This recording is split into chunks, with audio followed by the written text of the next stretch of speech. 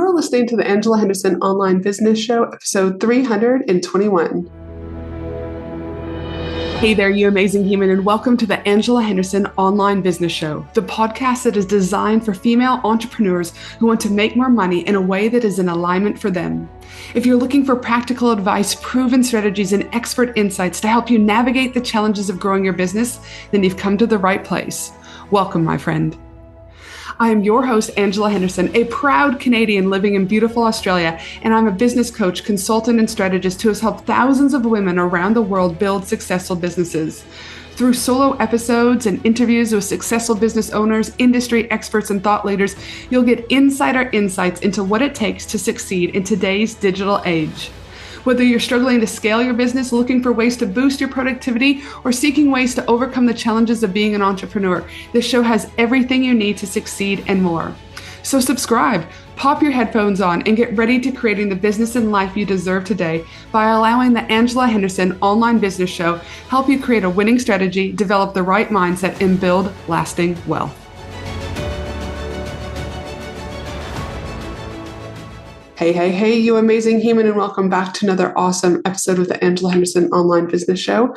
I hope you are having an amazing start to your week so far. Today, I want to share with you 12 things I've done to accelerate my business in 2023. Last week, I had the most beautiful opportunity to host 80 people live on my 2-hour strategy and goal planning workshops to create some pure magic for their upcoming year. It was absolute gold. And during this particular process, I have the particular participants review and reflect on what worked in 2023 in their business, but life collectively. And this is something that I do too. So I wanted to share with you what I did this year that accelerated my business in 2023.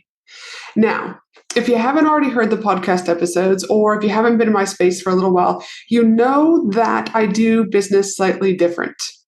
My business model is slightly different to other consultant and coaches in this space, and that when I have my business model, you can't do things in isolation.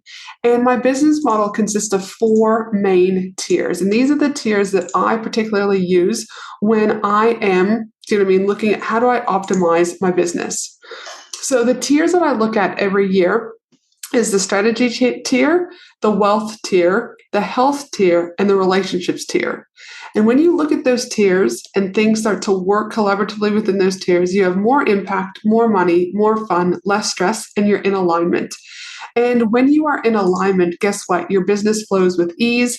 Everything else kind of just falls into your place. Don't get me wrong, you still have to work and you still have to, show up and take action, but things are so much easier than before. And so I'm going to break down those 4 key areas and what I did within those 4 key areas that made the biggest difference for my business this year. So let's start off with wealth. As I said earlier, wealth is one of those 4 major components of my business framework. And within wealth, there are 3 types of wealth that I look at: business wealth, personal wealth, and generational wealth. So for me, what I did is with my personal wealth, I actually worked with a financial advisor to create a self-managed super fund, which is here in Australia, aka like your retirement funds back in America and Canada. And by working with a financial advisor to create this self-managed super fund, it's actually going to give me additional flexibility with my retirement funds and allow me to build additional wealth. For example, I can now build houses and properties as part of my portfolio and leverage and utilize the funds that were just sitting in my other non-self-managed fund where there's an enormous amount of restrictions. So I'm really, really excited. I've just finished this initial process. I signed off on all the paperwork. I've gotten approved by the Australian Taxation Office to be a self-managed fund. And now we're just getting all the fun bits rocking and rolling. So I'm really excited for that particular part of my personal wealth. Business wealth, I really focused on where I could cut spending and made some changes around my team. This again helped free up cash flow and allowed me to do other things within my business. And then the third part of that wealth tier is generational wealth. And funnily enough, I had some money blocks come up around generational wealth from what I've witnessed growing up and how this was impacting me on making business decisions around team, investment, etc. And so I worked with a hypnotherapist to unpack this, and woof, the changes were incredible. And so when I hope you're starting to see that my optimizing of my business and my success doesn't just come from my business strategy. It's coming from that one tier, which is wealth. So that's the first tier that I started to optimize things in for 2023. And it's had a knock-on effect into my business. The next tier that I've optimized this year is my health. And within health, there are three kind of main headings, which is your mental health, your spiritual health, and your physical health. And this year, my physical health, my gut health has really been bad for years. And I've kind of been putting things off. But this year, I've started working with the natural path. And needless to say, things are coming along, but it's been a slow progression. But I feel so much better knowing that someone's helping me manage this and really looking into my gut health. Because I knew if I didn't, it was impacting when I would show up for calls with my gut health. There's so much stress that my gut health has been having on me. So by hiring a naturopath, and even though we've had to do a million tests and a million different things, it's already feeling really, really good. And I'm really positive about the future where this is going with my physical health. I've also had to work with an eye specialist this year because they found this spot on my eye. So we've been working through that also. And my teeth under my physical health, believe it or not. I had some cavities that I needed to take care of. And also my bottom teeth had completely shifted from years and years ago. And so I actually just got braces today, actually, at time of recording. So under the health tier, and specifically related to the physical health, that's what I've been doing. Naturopath, eye specialist, and teeth. Now, in regards to my mental health, this year my ADHD symptoms have been stronger than ever before. Now, this isn't uncommon when you go from having a live-in partner like I did for almost 20 years to having no live-in partner. So even though I've got a beautiful partner now that I've been, dating for 10 months, he doesn't actually live with me. And so this has made a huge difference for those of you that have ever experienced ADHD, okay? So I've actually been 7 years with no medication. My ADHD has been doing good. But just recently, I went and spoke with a psychiatrist, and I've actually just started back on ADHD medication. And I can tell you it's already making a world of difference, both for feeling that overwhelm and almost borderline anxiety, and just being able to be more organized, have more time with the kids, etc. So that's what I've been working on in regards to my mental health. And in relation to my spiritual health, I take great pride in my spiritual health, and I work with my healer on so many different facets, from money to generational trauma, etc. She's actually part of my team now and has helped me tremendously this year, to which I actually probably meet with her 2 to 3 times a month. Now, the third tier is relationships. And there's 3 parts of the relationships tier, which is relationships to community, relationships with family and friends, and relationships to self. In regards to relationships with community, I've had to really assess, where was I showing up in my community? Was I getting out in my community? Was I giving back to my community? What was I doing? And really, what's happened over the last years, I've become quite isolated. And so I've been starting to look at things. I've already put the ball in motion around, where can I be volunteering next year?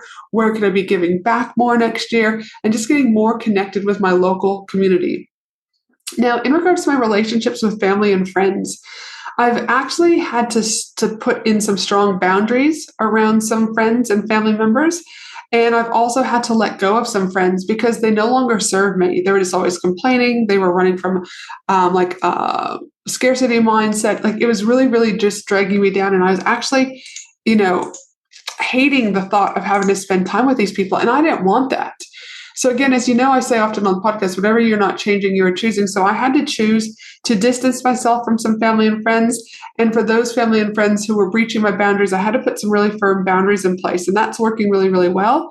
But it's not easy. But in order for me to be successful in business, these are the things that I have to look at, because you can't do business in isolation. I also started dating a brand new, amazing partner named Grant. We've now been together for 10 months. For us, in order for things to work really well, we have date night every Tuesday to ensure we make time for us. We've traveled, but we've also worked hard on our triggers. So when these particular triggers come up, we unpack these, we untalk about things.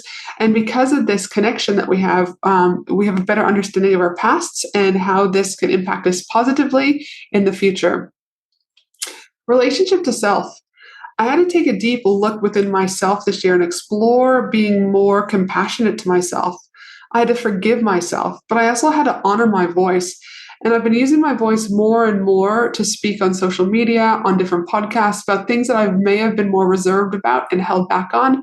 And it's been really, really a beautiful process for me to look at that compassion and how to honor my voice and forgive this year through myself. And the last pillar of my particular framework is strategy. And within that, there is clarity, business plan, and accountability.